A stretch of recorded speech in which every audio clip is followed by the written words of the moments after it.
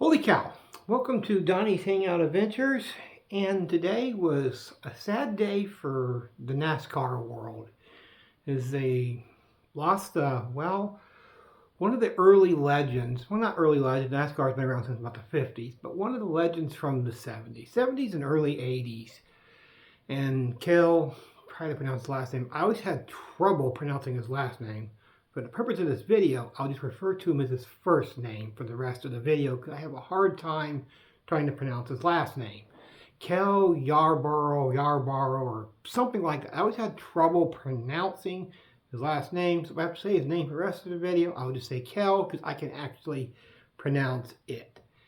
Now, Cale, it seems like he's one of the NASCAR legends. They don't seem to discuss much these days. When they talk about the legend, there's Jimmie Johnson, there's Jeff Gordon, some of the older ones is Dale Earnhardt Sr., Richard Petty. Cale seems to get lost in the shuffle with all the all-time greats. It seems like he tends to be forgotten. You can't overlook his right. He had an unbelievable rivalry with the King, Richard Petty. And when you look at NASCAR on 3 championships, which used to be a major accomplishment, which it ain't so much now, but it used to be a major accomplishment. When you look at drivers that have 3 championships, there ain't many. There's Dale Earnhardt, Richard Petty, Jimmie Johnson. They all have the 7 championships. And you had like Jeff Gordon, who has 3 championships.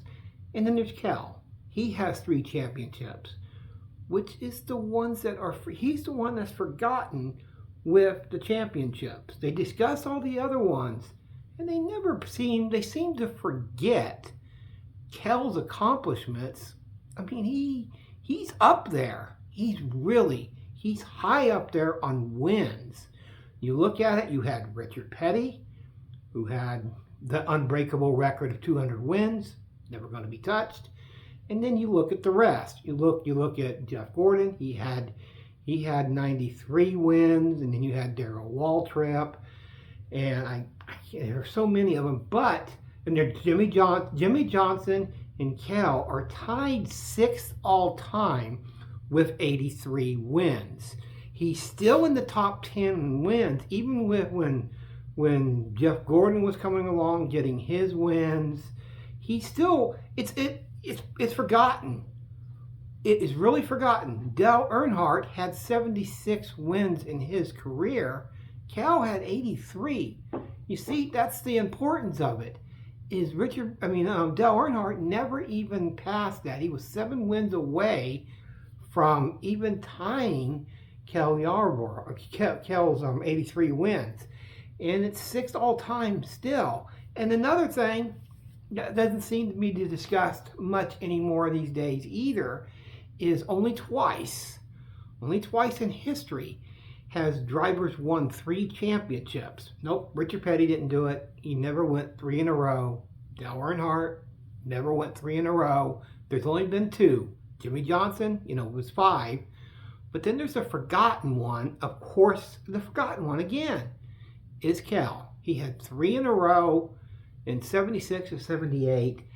And it's unfortunate, this is before they started doing broadcast TV, with NASCAR. It didn't become really big until like 79, and then it really blew up in the 80s and the 90s. And he had, he won the 3 championships in a row in complete domination. He had like 9 wins 2 of the years. He had like 10 wins 1 year. It was just complete domination. And he did it for a 3-year period, which nobody could do that 3-year period until, I guess you can look at Jeff Gordon when he won 3 championships in 4 years, or even Jimmie Johnson's 5, is really the only ones I can think of that had that unbelievable 3-year dominance like Cale did. And there's records. There's one record they never talk about with Cale. It seems to be overlooked. It's actually a record they don't really talk about. They always talk about Richard Petty's, all his records. He has so many records, it's not even funny. But Cale, he has a record that I don't think will ever be broken. It's almost an impossible record to do. There's 36 races. When he did it, there was like 31 races in a season. He had 14 poles.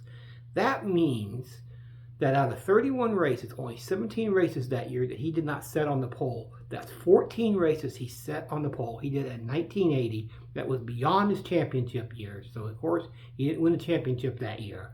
But he had 14 poles in 1 year. I don't see that being a record that will ever actually be touched, because you would have to average almost a 1 pole about every 2 or 3 races, maybe more than that, because that's an unbelievable record. They never talk about that. I don't think anybody's ever come close to even sniffing that record.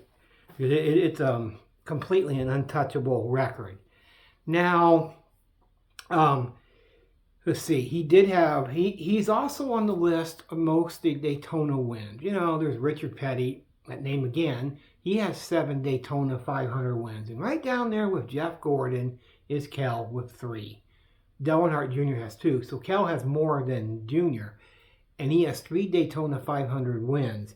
And another thing, he's 9th all time on winning percentage. It's not going to sound like much, but when you look at the winning percentage, it's 9th all time. Richard Petty's number 1, of course, if you're wondering. I think he is. You know, he didn't have any wins like the last few years that he actually drove. But Cale's winning percentage is 14.8%. That's not going to sound like a lot. That's not going to sound like a high number, but it actually is. It's pretty high up, because that means that there about every 14 per, there was a good chance that Cale was going to be getting a win at some point. And the reason it's so high is because of that 3-year domination he had in the 70s, winning the 3 championships. You know, that's the reason it's so high. And Jimmy Johnson did a tweet. He said, Cale was my childhood hero. What an honor to be tied with the legend for 83 wins. Yeah, it has to be a complete honor for Jimmy Johnson, who's one of the 7-time champion, and to be tied with 83 wins. And I thought he was going to pass that. I thought he was going to end up passing Jeff Gordon with 93 wins. I thought he was going to eventually be number two on the list. I really did. I thought that he was going to end up. I didn't think he's going to catch Petty. Nobody will ever catch Petty on career wins. That's impossible. That's a record that'll stand forever. But you know, Cale seems to be the forgotten legend. He doesn't seem to just get. I said this earlier. He doesn't seem to get the discussion as the all-time greats anymore. It seems like he's the forgotten one. He also tried to be an owner, but it didn't really work out. It's hard for a lot of those legends to get into ownership, because a lot of times they don't succeed. It's like a great player trying to become a coach. It don't necessarily work out. And when they're always talking about the NASCAR legends, you know, they always bring up the King. They always bring up the Intimidator. They always bring up Wonder Boy Jeff Gordon. But Cale seems to be the one that tends to get forgotten in the grand scheme of things, because you look at all the NASCAR champions that have won 3 championships or more, Cale's in that list. He's in that small list of drivers that were able to do it. And not only do it, it's not like he won one and then there was a couple or 3 years it took him to win another one, and another couple or 3 years to win another one. He did it all right in a row.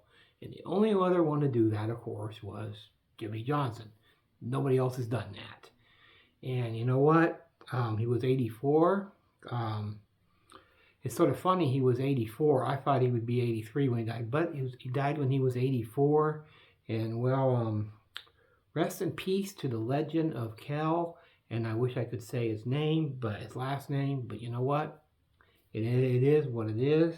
And condolences to the friends and family, and you know, all the competitors that did drive with Cale. So there's another one that raced with Dale Earnhardt, that is, well, he's gone. There's a lot of them that are passing away, and wonder how many more years before the king himself will be gone. And you know what? Rest in peace, and that's all, folks.